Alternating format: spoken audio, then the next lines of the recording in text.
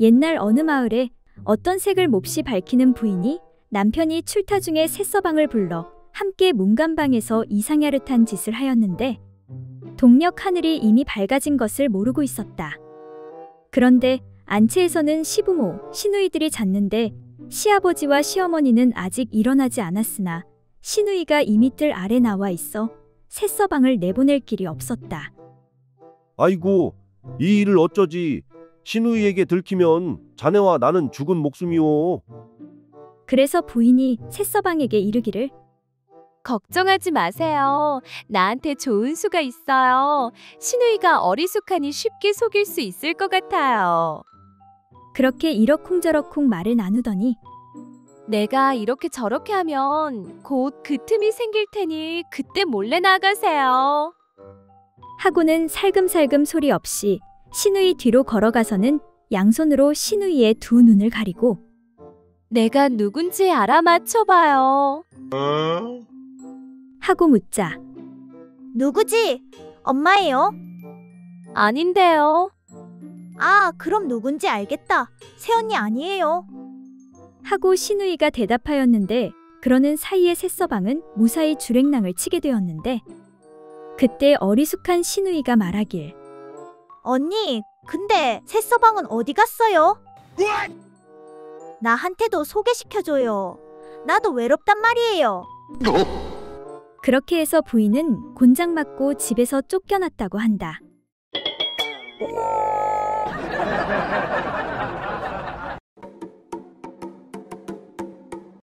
옛날 어느 마을에 어리석은 남편과 간사한 아내가 살고 있었다. 그런데 아내는 야가서 이웃 사내와 몰래 정을 통한 지 이미 오래였다. 하루는 이 어리석은 남편과 아내가 함께 밭에서 김을 메고 있었다. 그때 이웃집 사내가 오쟁이를 등에 지고 바깥에 서서 어리석은 남자에게 큰 소리로 말하기를 아무리 부부지간이라 해도 그렇지 이렇게 벌건 대낮에 밭에서 그 짓을 벌일 수가 있어. 하고 나무라자 그 어리석은 남편이 깜짝 놀라며 달려와 말하길 아니, 그 짓을 벌이다니. 우리가 언제 그런 짓을 했단 말이오? 나는 본래부터 그런 일을 한 바가 없는데 어째서 그런 말을 하시는 것이오? 라고 하자 이웃집 사내가 말했다. 그렇다면 내가 당신을 대신하여 밭을 멜 터이니 당신은 시험삼아 내 오쟁이를 치고 바깥에 서서 한번 보시구려. 과연 그런가 그렇지 않은가?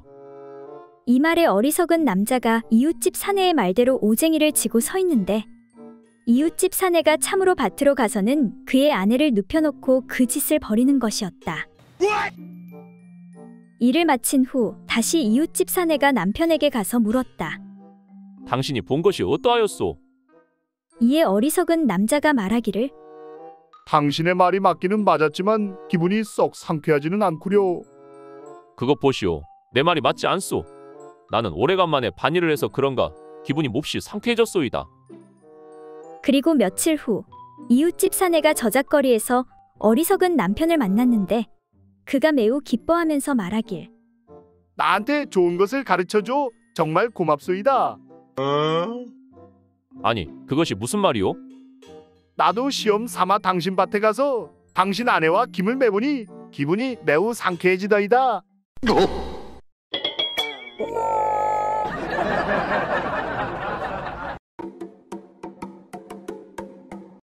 옛날 어느 마을에 한 나이 든 처녀가 있었다. 하루는 몸이 근질근질해서 참지 못하고 달걀을 가지고 장난을 치기 시작했다. 이 나이에 아직 시집도 못 가고 몸은 작고 근질거려 미치겠네. 그렇게 달걀을 가지고 장난을 치다가 그만 그 달걀이 잘못하여 거시기 속으로 쏙 들어가 버렸다. 그런데 아무리 달걀을 꺼내려고 해도 나오지가 않았다. 이 일을 어쩌면 좋나?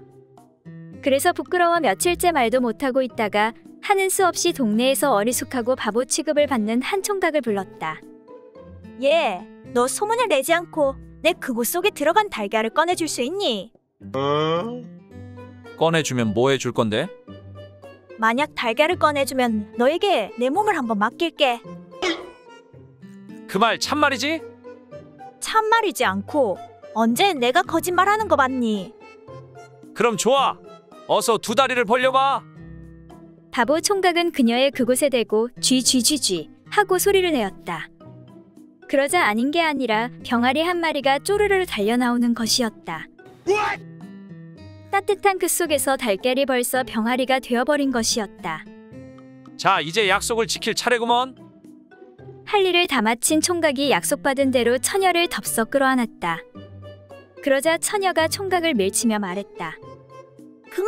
그만둬. 너 같은 바보하고 하는 건 싫어. 이에 화가 난 바보 총각이 소리쳤다. 삑! 독수리야, 독수리. 그 말을 하자마자 놀란 병아리가 다시 처녀의 그곳으로 쪼르르 달려 들어가 버렸다.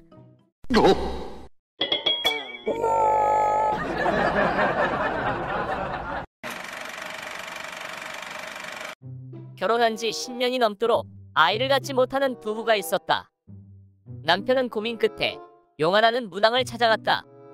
하지만 무당은 방법이 없다고 하였다. 방법이 없다. 없어. 제발 좀 도와주십시오. 남편이 간절히 부탁하자 무당은 방법이 있긴 하지만 사악한 신에게 부탁해야 하기 때문에 저주받은 아기가 태어날지도 모른다고 하였다. 하지만 남편은 상관없다고 하고 비용을 지불하고 부적을 받아왔다. 1년 후 귀여운 아기가 태어났다. 하지만 아무런 저주도 일어나지 않았다. 그런데 아기가 자라. 말을 하기 시작하면서부터 저주가 내리기 시작했다. 그것은 바로 아기가 부르는 사람이 죽는 것이었다. 엄마. 아기가 엄마를 부르자 그 다음날 엄마가 죽었다.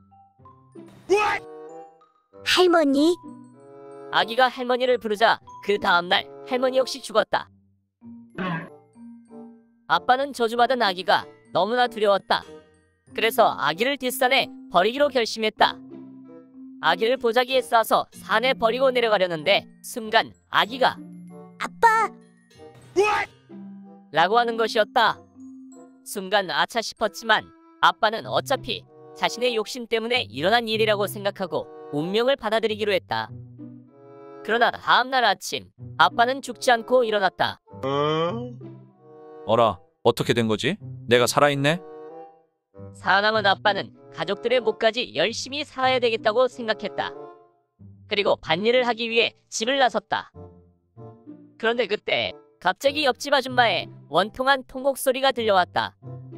아이고 여보, 어제까지 멀쩡하던 사람이 갑자기 왜 죽어?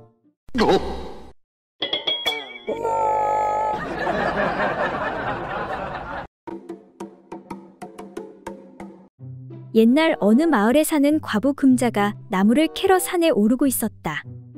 한참을 걷다가 무언가가 눈에 들어왔는데 아니 이게 뭐야? 속꽃 아니야?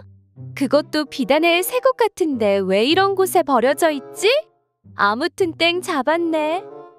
그런데 속꽃 뒤편엔 귀여운 토끼 한 마리가 그려져 있었다. 웬 토끼야, 거참. 속꽃에다 그림을 다 그려놓고 부잣집 마나님들이 입는 속꽃이라 그런가? 그렇게 금자는 속꽃을 챙겨 집으로 돌아왔다. 그리고 속꽃을 입고 잔 뒤 다음날 일어나니 토끼가 앞쪽으로 옮겨져 있는 게 아닌가. 아니 이게 뭐야? 귀신이 고칼 노릇이네. 내가 실수로 거꾸로 입었나? 앞쪽에 있으니 민망하니 다시 반대로 뒤집어 입어야겠다. 그리고 그날도 나무를 캐고 집으로 돌아온 금자. 그런데 다시 토끼가 앞쪽으로 옮겨져 있는 게 아닌가. 아니 이게 무슨 일이야? 혹시나 하는 마음의 금자는 토끼에게 말을 걸어보는데 야, 토끼 이 녀석아, 너 왜 자꾸 앞으로 오니? 그러자 토끼가 그야 배가 고프니 풀 뜯어 먹으러 앞으로 왔지. 어머, 이게 무슨 소리야? 내가 너무 피곤한 나머지 이상한 소리가 들리는구나. 그리고 금자는 그날 밤 중요한 볼일을 보고 자려는데 이번에는 토끼가 없어진 게 아닌가. 아니 이건 또 뭐야? 내가 귀신에 홀렸나? 그렇게 잠에 들고 다음날 일어났는데 이번엔 다시 토끼가 있는 게 아닌가. 금자는 다시 말을 걸어보는데 토끼야, 너 어디 갔다 온 거야? 그러자 토끼가 대답하길 나 피곤해서 굴 속에서 자다 왔어. 하니 금자가 웃으며 어젯밤엔 앞동굴에는 중요한 손님이 들어와 있었으니 그럼 넌 뒷동굴에서 잤겠구나.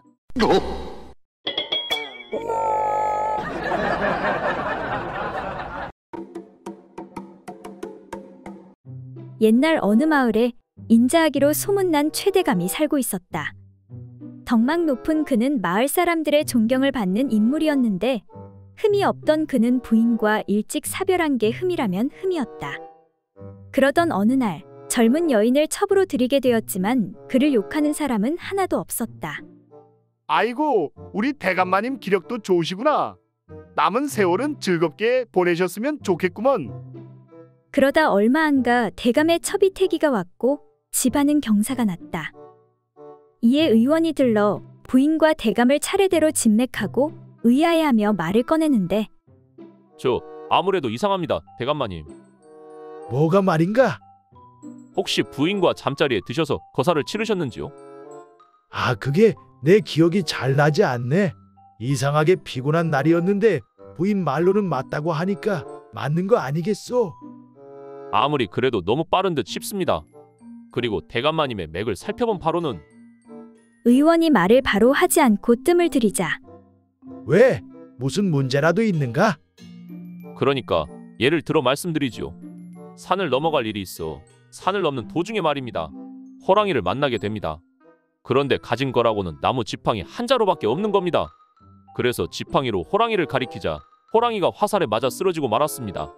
이게 어떻게 된 상황이겠습니까, 대감마님? 그야 뭐 다른 사냥꾼이 쐈겠지. 제 말이 그 말입니다. 아마 다른 사냥꾼이 쐈을 것입니다. 진맥해보니 대감마님은 이미 씨가 말랐습니다. 다시 말해 아이를 가질 수가 없다는 말입니다. 이에 화가 난 최대감이 노발대발하며 야, 거기 밖에 아무도 없느냐? 예, 대감마님. 모두 연장 챙기거라. 지금 당장 사냥꾼 박씨 집으로 쳐들어간다.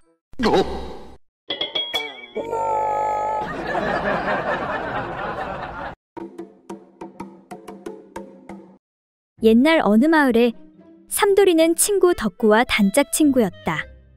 그런데 어느 날부턴가 덕구가 평소에 없던 돈을 가지고 맛있는 음식도 사주고 여러 가지 재미있는 것도 시켜주는 것이었다. 그래서 삼돌이는 덕구에게 어찌된 일인지 물었다. 덕구야, 너 어디서 맨날 돈이 그렇게 나는 거야? 너한테만 알려줄게. 어른들한테는 비밀이 있거든. 그걸 이용하면 돈을 쉽게 얻을 수 있어. 이에 삼돌이는 이를 얼른 시험해 보기로 했다. 먼저 엄마에게 가서 말했다. 어머니, 난 어머니의 비밀을 다 알고 있어요. 어머니는 황급히 삼돌이의 입을 막으며 한 푼을 손에 쥐어줬다. 아버지한테는 절대 말하지 마렴.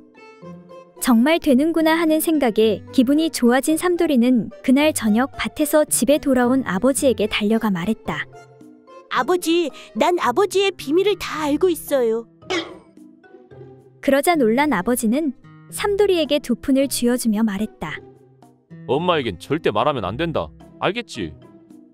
그 다음날 오전 문 앞에 종종 찾아오는 스님이 서 있었다. 이에 삼돌이는 스님에게 가서 말했다. 스님, 난 스님의 비밀을 다 알고 있어요. 이 말을 들은 스님은 눈물을 글썽이며 그렇구나, 삼돌아. 다 알게 되었구나. 사실은 내가 네 아빠란다. 자, 어서 아빠에게 와서 안기렴. 이에 삼돌이가 넙죽 절을 하며 말하길. 내가 엄마 뱃속에 있을 때 밤마다 들어와 하얀 젖을 준 대머리가 바로 스님이셨군요.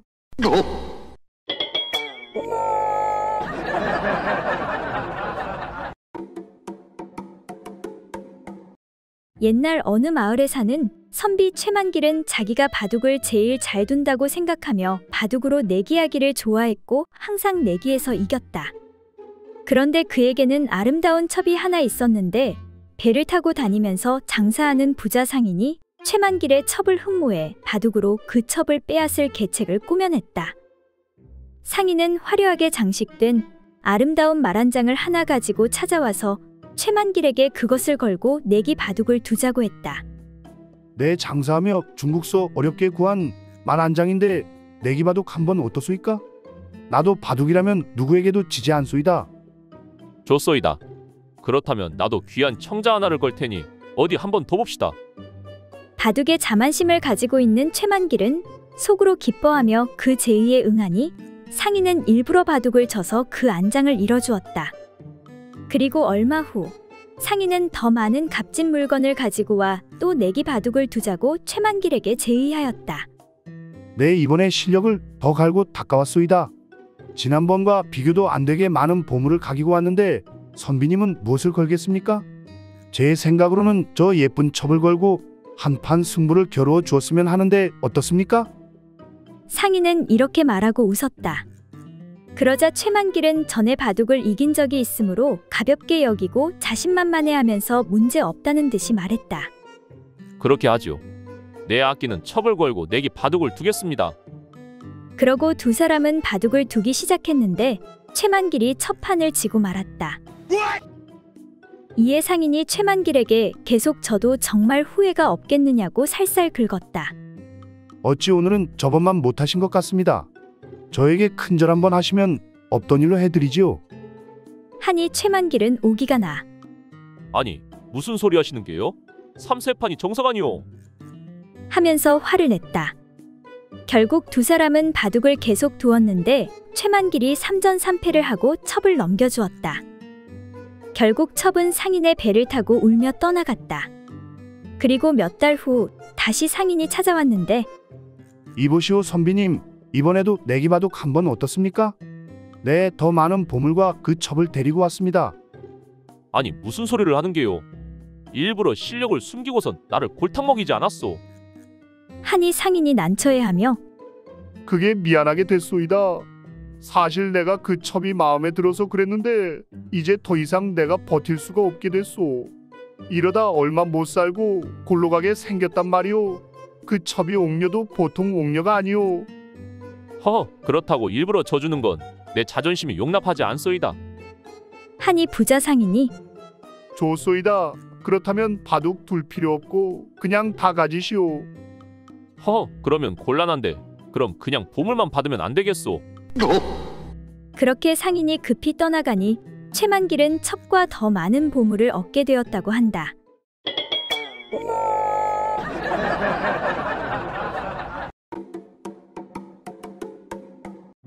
옛날 한양에 사는 호색한 한량 덕추리가 두매산골을 여행하고 있었다. 여행 중 갈증을 느낀 덕추리는 길가에 있는 어떤 농가에 들어가서 물 한 그릇을 청하는데 주인장 계시오? 지나가는 길손인데 목이 말라 그러니 물 한 바가지만 마실 수 있겠소. 그러자 집안에서 자색이 고운 어린 처녀가 나와 물 한 바가지를 수줍게 건네주었다. 아, 시원하다. 고맙소 낭자. 덕추리가 처녀를 가만히 보니 아직도 음양의 이치를 알지 못하는 순진한 처녀 같았다. 그런데 집에 다른 어른은 안 계시오? 네, 모두 마을 잔치집에 가서 저 혼자 있어요. 이에 덕추리는 수작을 거는데 그런데 낭자, 내가 보니 안색이 많이 안 좋아 보이는구려. 속병이 있는 것 같소. 네, 저는 별로 아픈 데가 없는데요. 하니 덕추리가 아니요, 낭자는 병이 없다고 하지만 내가 자세히 보니 이상한 증세가 있소. 한번 진맥을 하여 보는 것이 좋겠소.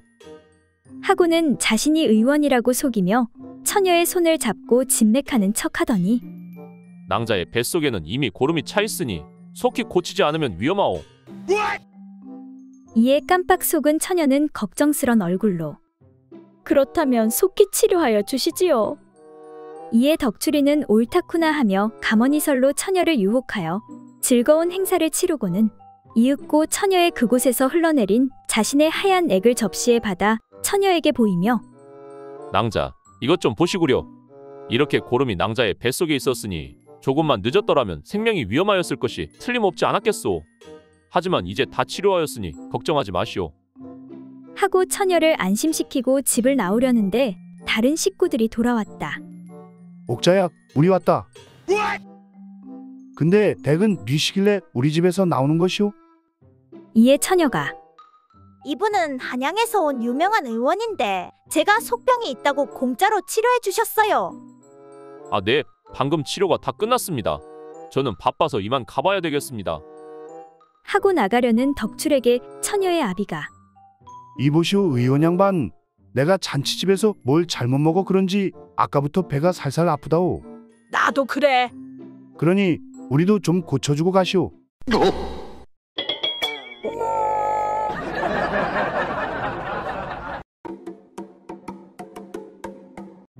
옛날 어느 마을에 어떤 허름한 주막을 운영하는 부부가 있었다. 그런데 부부는 모두 색욕이 강해 밤낮으로 그 일에 열을 올렸다. 그러나 사람이 있을 때는 민망하여 서로 간에 미러를 정하였다. 임자, 오늘도 외눈박이를 죽입시다. 어머, 어제도 죽이고 오늘도 또 죽여요? 그 말은 꼿꼿해진 남자의 물건이 이를 치른 후 흐물흐물 쓰러지니 이것을 외눈박이를 죽이자라고 돌려 말한 것이었다. 그러던 어느 날, 한 유명한 외눈박이 도적이 한탕 후 그 주막에 머물게 되었다. 이보시오, 방 하나 얼른 내주시오. 그렇게 도둑은 부부의 옆방의 방을 얻어 누웠는데 도둑질이 탄로 날까 신경이 쓰여 늦게까지 잠을 못 이루고 있었다. 그런데 옆방에서 소리가 들리길. 여보, 우리 이제 외눈박이를 죽이는 것이 어떻겠어? 그거 듣던 중 반가운 소리구만. 그래, 외눈박이를 어찌 죽이려고? 글쎄 올시다. 어찌 죽일까요? 그놈 목을 손으로 꽉 졸라 죽일까요? 사정없이 주물러 정신없게 해서 잡아먹을까요? 아무튼 이번에는 한 번에 잡아먹지 말고 천천히 잡아먹읍시다. 여튼 옆방 손님이 깊이 잠들면 바로 죽입시다. 이에 크게 놀란 도둑은 관아에 자수하는데 사또 나으리, 짐승만도 못한 이 부부에게 얼른 큰 벌을 내려주십시오. 네, 비록 도둑질은 하나 사람을 죽이고 먹지는 않습니다. 이에 당황한 부부가 자초지종을 이야기하는데 사또, 그 외눈박이는 서방의 아랫도리를 말하는 것이고 외눈박이를 죽이는 것은 행사를 치르는 것을 이야기합니다. 어이구, 내가 속았네, 속았어. 그렇게 사또는 부부에게 상을 내리는데 어쨌든 유명한 도적을 잡아왔으니 상으로 쌀 20섬과 관에 있는 최고급 장어 몇 마리를 내어줄 테니 열심히 외눈박이를 죽이도록 하거라. 이에 부부가 말하길. 아닙니다, 사또. 쌀만으로도 충분합니다. 장어는 사또께서 드시지요.